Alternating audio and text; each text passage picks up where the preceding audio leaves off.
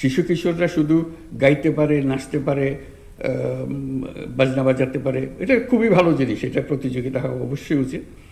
এর বাইরেও অনেক কিছু পারে, সেখানে প্রতিযোগিতা হবে না কেন? শুধু একটা বিষয়ে সীমাবদ্ধ থাকবে কেন?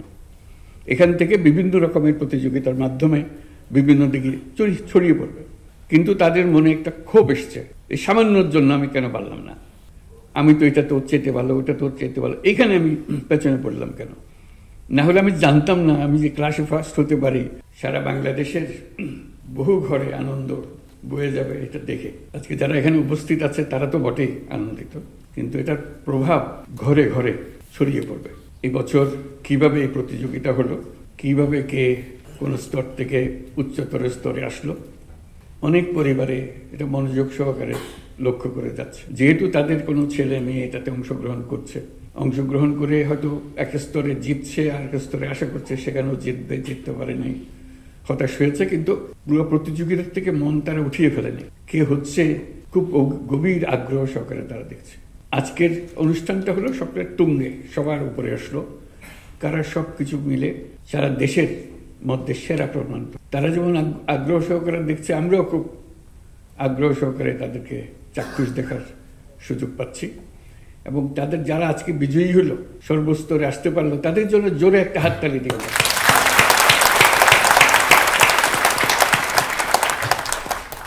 তাদের হাততালি দিচ্ছি যেহেতু তারা প্রতি স্তর থেকে পার হয়ে এর দূরে আসতে পেরেছে।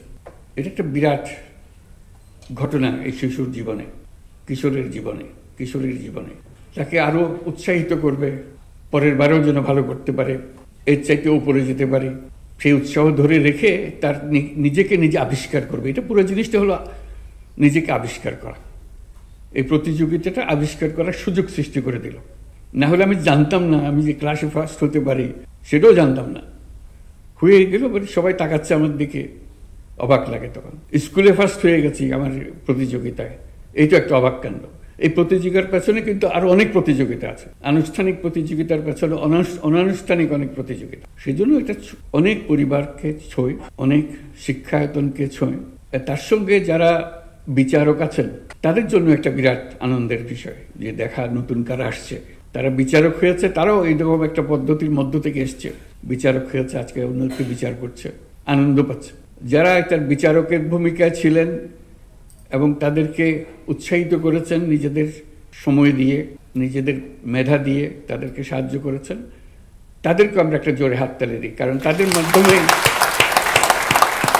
পুরো জিনিসটা হচ্ছে। আর অবশ্যই অভিভাবকদের ধন্যবাদ জানাই, যারা তাদেরকে সাহায্য করেছেন, সহযোগিতা করেছেন, শিক্ষকরা, তাদেরকে ধন্যবাদ জানাই, অভিনন্দন জানাই, তাদের জন্য আমরা একটা হাততালি দিই।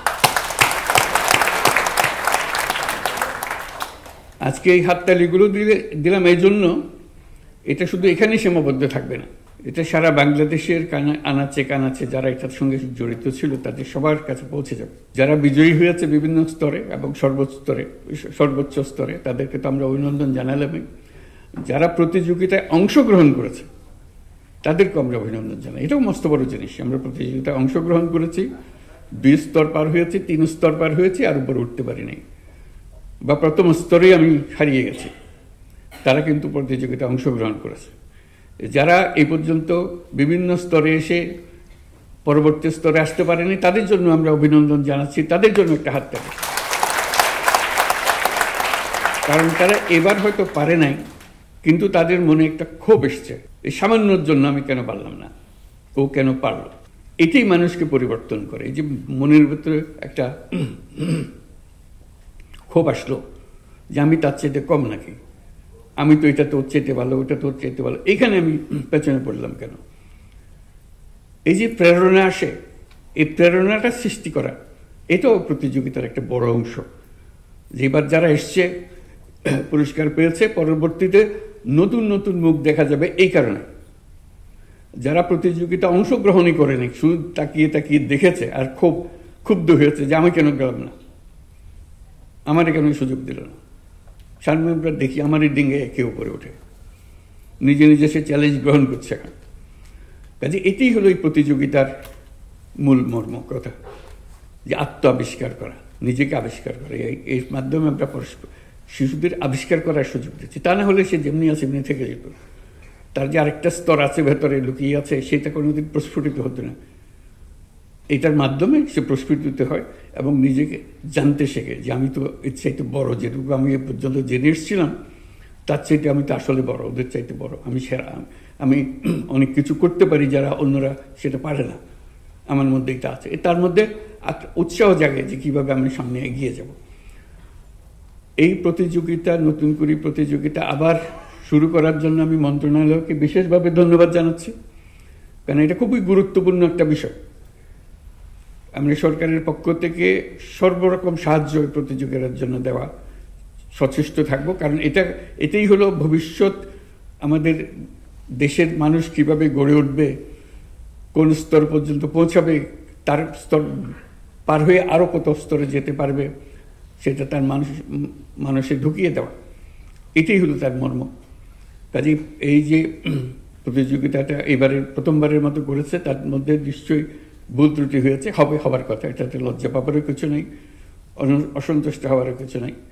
এটা প্রস্তুতি নেবে সামনের আরও কত ভালো করা যায়, যাতে করে আরও সুন্দরভাবে আরও যারা প্রতিভাবান লুকিয়ে আছে, যাদেরকে আমরা শুনতে পারিনি, পৌঁছতে পারিনি, তাদেরকে কীভাবে পৌঁছা যায়।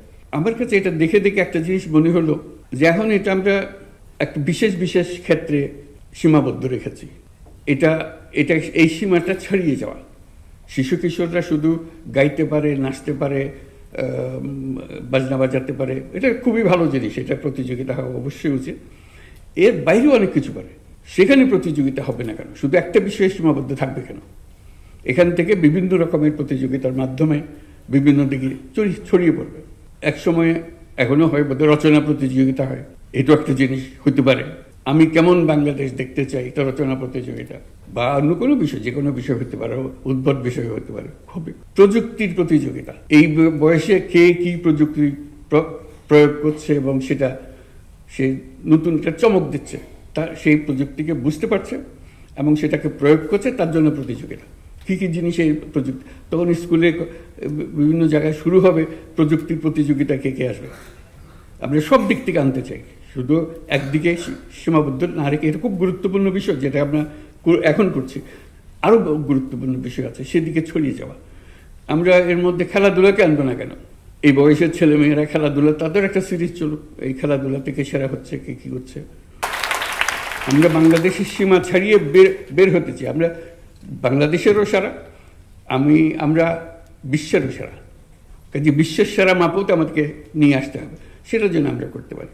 তো সবাইকে আবার অভিনন্দন, যারা এটা আয়োজন করেছে, যারা এটা অংশগ্রহণ করেছে, যারা জিতেছে, যারা এবার জেতে নাই, সামনের বার অবশ্যই জিতবে বলে মন এখন থেকে ঠিক করে ফেলেছে, তাদের অভিভাবকদের, তাদের মা বাপদের, শিক্ষক শিক্ষিকাদের, তাদের সবাইকে অভিনন্দন জানাচ্ছে। এটা সামনের বছর আরও জলুসময় হোক, আরও আনন্দদায়ক হোক, সারা দেশে একটা মহা আনন্দের সৃষ্টি করুক, এই কামনা করছি। সবাইকে ধন্যবাদ।